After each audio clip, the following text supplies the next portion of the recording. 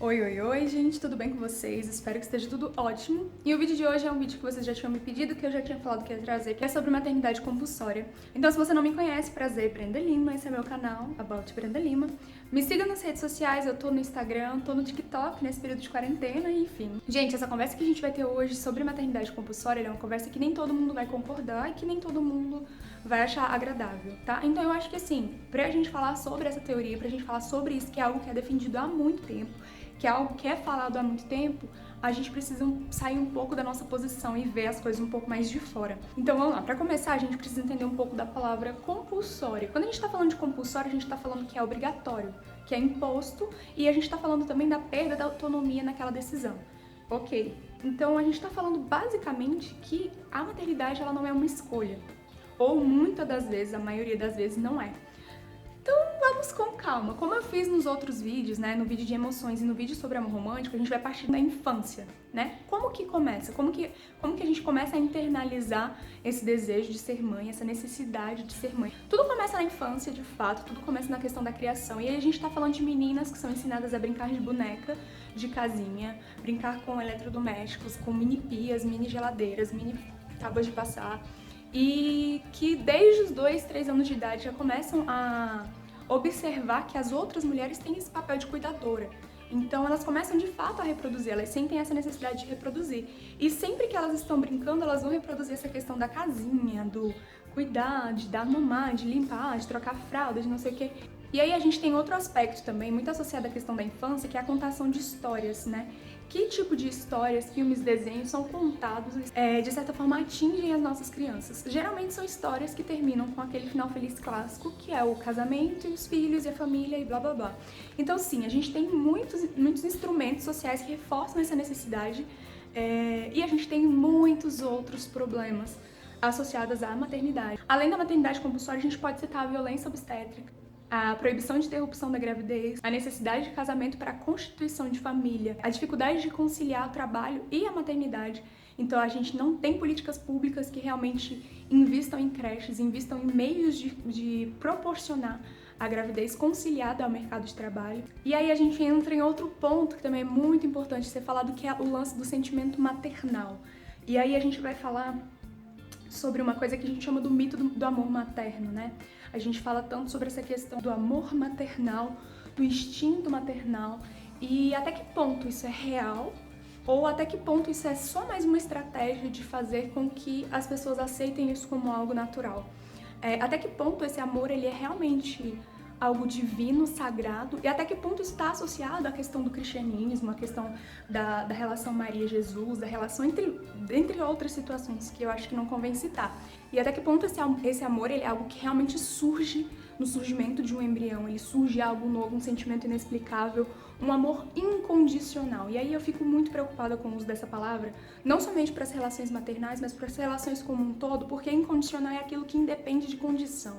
E todo relacionamento depende de condições. Existem sim condições a serem satisfeitas para que uma pessoa ame a outra pessoa. Então, quando a gente está falando de um amor que é incondicional, que independe dessas situações, a gente está falando de um amor que aceita tudo.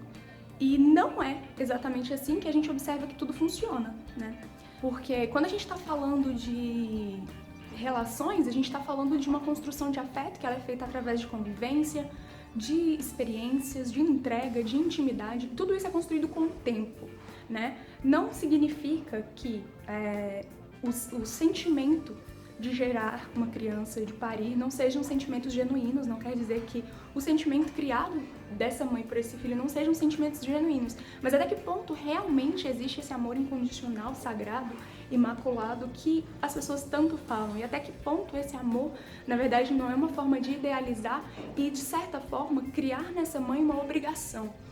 E aí, gente, essa questão de falar sobre o instinto maternal, que toda mãe tem, toda mulher tem um instinto, tem uma forma de cuidar, ela já nasce com essa delicadeza, com esse cuidado, com esse preparo, a gente está ignorando que existe toda uma criação que faz com que essa mulher se torne preparada para isso. A gente está ignorando todas as brincadeiras, todas as contações de histórias, tudo que a gente fez essa mulher desejar. Então, é muito perigoso a gente estar falando sobre instinto como se fosse algo animal que surgisse dentro da gente, como se fosse algo realmente inexplicável, e ignorar toda essa construção social que nos leva até esse ponto.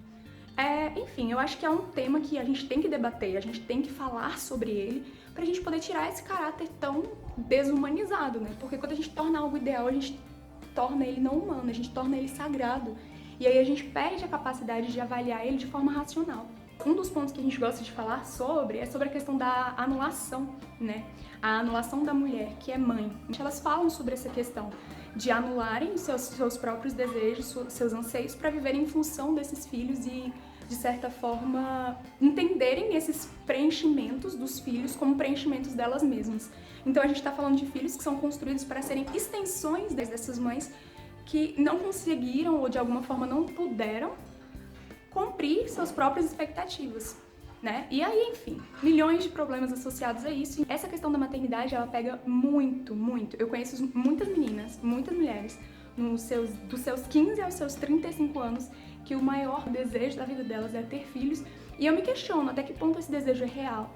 E até que ponto esse desejo é uma questão social, é uma cobrança social, é uma, de certa forma, uma expectativa de outras pessoas e não o desejo real. Outra coisa que a gente ouve muito falar, que a gente vê vários memes na internet, é sobre a questão da...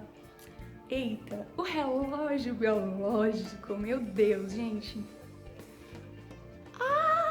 Relógio biológico. Sim, tá? A gente sabe que após os 35 anos a mulher se torna menos fértil, ela tem menos óvulos, a gente sabe disso.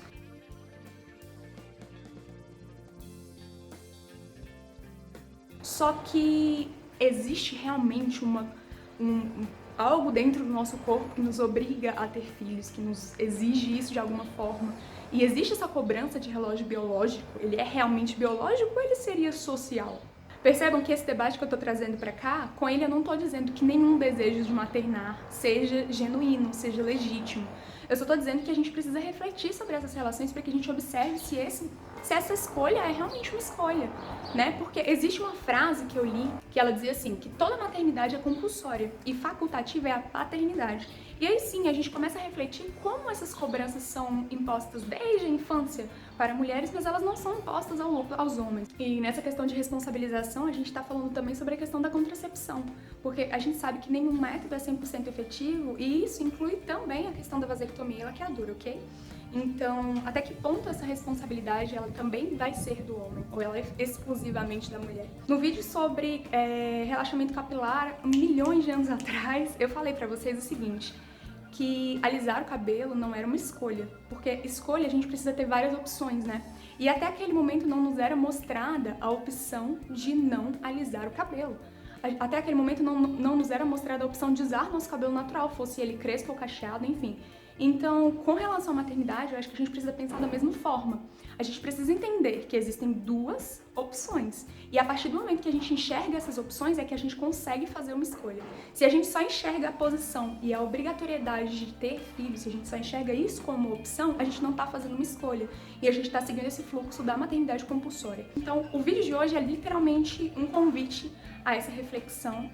Muita gente vai discordar do que eu falei, mas é como eu falei, eu trago informações pra vocês reflitam e concluem o que vocês quiserem. E eu tô falando de um local que não é meu local de fala, porque não sou mãe, não tive essa experiência, não sei se pretendo ter, no caso. Mas eu acho que é algo que não pode deixar de ser debatido, tanto pela saúde mental dessas mães, quanto pela saúde mental desses filhos, dessas filhas e dessas mulheres de 20 e poucos anos que se sentem extremamente pressionadas a serem mães, dessas mulheres que recém-casadas que também sentem essa pressão social, porque primeiro vem a pressão do casamento, depois vem a pressão dos filhos, enfim, toda essa construção que acaba agravando diversos problemas e nesse ponto a gente ignora totalmente a saúde mental dessas pessoas, né? Mas enfim, vídeo concluído, espero que vocês tenham gostado, espero que o vídeo tenha dado pra ouvir, porque já tem alguns dias que eu tô tentando gravar esse vídeo, mas tem bastante barulho aqui em casa, então tá um pouco complicado, mas é isso. Beijos!